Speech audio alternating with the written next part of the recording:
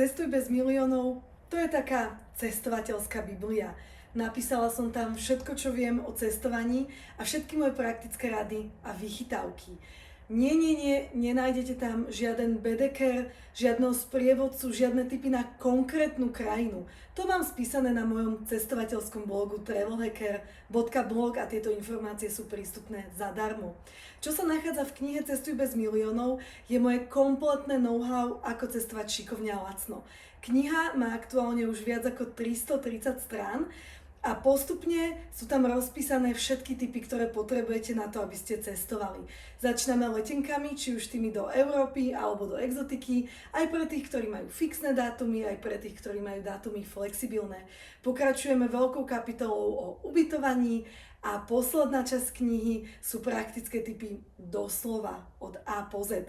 Môžete vidieť ten zoznam, naozaj je tam toho veľa. Kniha je vymyslená tak, že si ju môžete prečítať buď od začiatku do konca, alebo si vždy môžete otvoriť kapitolu tam, kde vás to zrovna zaujíma a aké tipy potrebujete. Ku knihe Cestuj bez miliónov máte aj množstvo bonusov, ťahákov, checklistov a vychytávok a v tejto novej verzii pribudli aj videonahrávky, kde doplňam text hovoreným slovom. Tie videonahrávky nájdete v knihe cez QR kódy a stačí ich oskenovať a môžete si pozrieť aj video, kde sumarizujem praktické tipy v jednotlivých kapitolách.